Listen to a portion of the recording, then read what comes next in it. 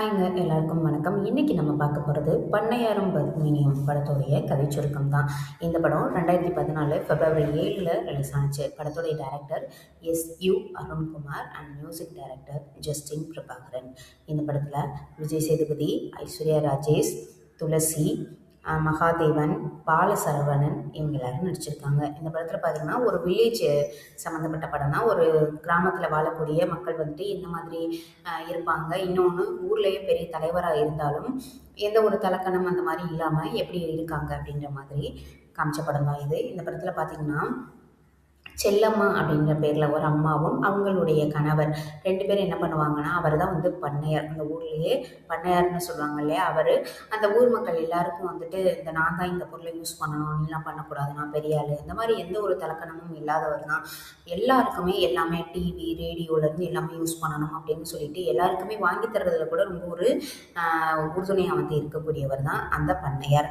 அவர் பார்த்திங்கன்னா அவங்களோட மனைவியும் அவங்களும் ரொம்பவே ஒரு அன்பானவங்களாக இருப்பாங்க. வயசானாலும் சண்டைகள் போட்டுக்கிறது இல்லை. நான் பெரிய ஆள், நீ பெரிய ஆள். இப்போ வந்து கல்யாணம் பண்ணுறவங்களே, புதுசாக கல்யாணம் பண்ணுறவங்களே பயங்கரமாக சண்டையெல்லாம் போட்டுக்கிறாங்க இல்லையா. ஆனால் அந்த படத்தில் எப்படி காமிச்சிருப்பாங்கன்னா, அந்த படத்தில் 2 பேருமே இத்தனை வயசானாலும் ஒருத்தருக்கு ஒருத்தர் விட்டு கொடுக்காம 2 பேரையுமே அன்பாக பார்த்துக்கிற மாதிரி ஒருத்தர் அன்பாக பார்த்துக்கிடுவாங்க. அந்த மாதிரி ஒரு கேரக்டரில் தான் இருப்பாங்க. உங்கள் வீட்டில் வேலை செய்கிறவர் தான் விஜய் சேதுபதி அண்ட் பாலசரவணன் 2 பேரும்.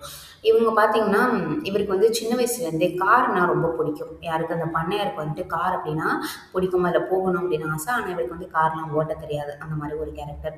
இவங்களுக்கு பார்த்தீங்கன்னா ஒரு பொண்ணு வந்து இருப்பாங்க. அவங்க எப்படின்னா கொஞ்சம் மண்டக்கணம் பிடிச்சவங்க, நம்ம வந்து பணக்காரவங்க அப்படின்ற மாதிரி. வர்றப்போ ஃபுல்லாக இவங்க வீட்டில் என்னென்ன இருக்கோ எல்லாத்தையும் தூக்கிட்டு போகிறது தான் வேலையாக இருக்கும். அந்த மாதிரி ஒரு கேரக்டரில் வந்து இருக்கக்கூடியவங்க.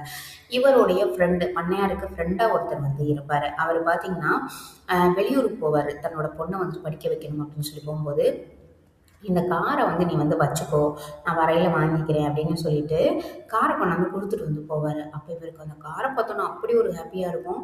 நம்ம இந்த காரில் வந்து போகிறோம், இதை வந்து நம்ம ஓட்டி பழகணும் அப்படின்னு நினைப்பாரு.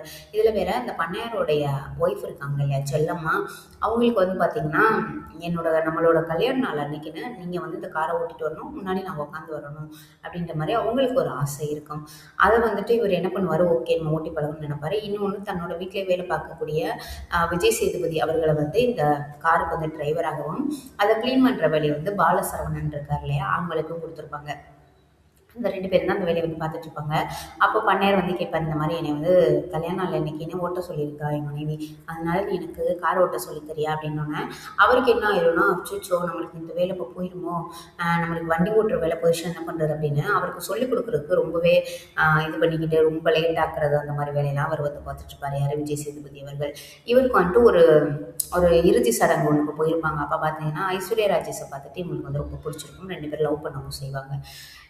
இவங்க காரை வந்து விட்டுட்டு போனாங்க இல்லையா, அவர் வந்து பார்த்திங்கன்னா இறந்து போயிட்டார் அப்படின்னு சொல்லிட்டு அவங்களோட பொண்ணு வந்து சொல்லுவாங்க. இந்த மாதிரி அப்பா வந்து இறந்து போயிட்டாங்க அப்படின்ற மாதிரி சொன்னோன்னே அவர் என்னென்னலாம் ஒப்படைச்சிட்டு போனாரோ அது எல்லாத்தையும் திருப்பி கொடுக்கும்போது காரையும் கொடுப்பார். ரொம்ப கொஞ்சம் கஷ்டமாக இருக்கும், சுச்சோ கார் போகுது அப்படின்னு.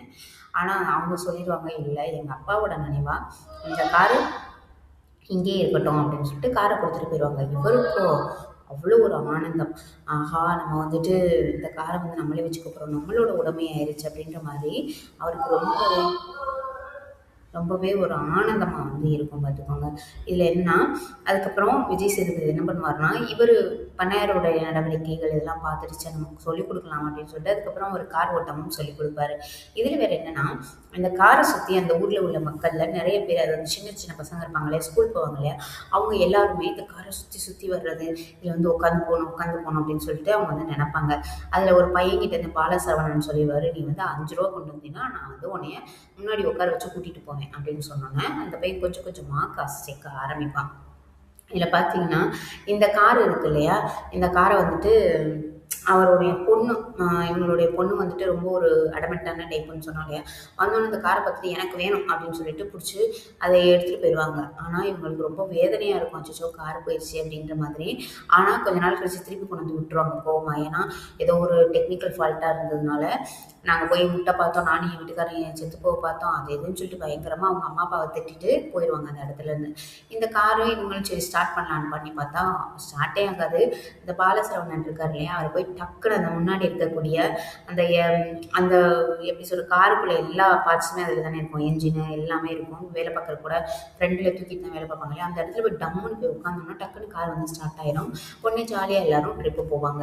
இதில் இந்த படத்துல அந்த ரூ. 5 சேர்த்துக்கிட்டு இருந்தான்ல ஒரு சின்ன பையன், அவனுமே வந்து பார்த்தீங்கன்னா, அவனுடைய பெரிய படிப்புக்காக வெளியூருக்கு போற மாரி ஆயிரும். ஏன்னா கிராமத்துல வந்து மோஸ்ட்லி 5த் வரை தான் இருக்கும். அப்ப அவங்க ஃபேமிலில எல்லாரும் அந்த பையன கூட்டிட்டு வெளியூர் போயிருவாங்க.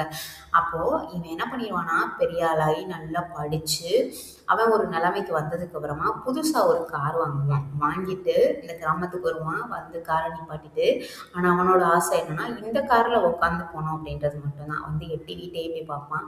அப்ப விஜய் சேதுபதி அவர் சொல்லுவாரு, "என்னடா கார்ல ட்ரிப்பு போகணுமா?" அப்படின்னு கேட்டோன்னா, "ஆமா" அப்படின்னு சொல்லுவான். அவனை வந்து முன்னாடி ஏத்தி உட்கார வச்சு இவரை கூட்டிட்டு போற மாதிரி இந்த படத்துல வந்து காமிச்சிருப்பாங்க. அதாவது அவருடைய ஆசை வந்து நிறைவேறிடுச்சு, இந்த கார்ல போகணும் அப்படின்ற மாதிரி. நிறைய பேருக்கு ஒவ்வொரு ஆசை இருக்கும். அதுல இந்த படத்துல பாத்தீங்கன்னா, இதுல உள்ள நிறைய பேருக்கு இந்த கார்ல தான் ஆசை, அந்த மாதிரி நமக்கு காமிச்சிருப்பாங்க.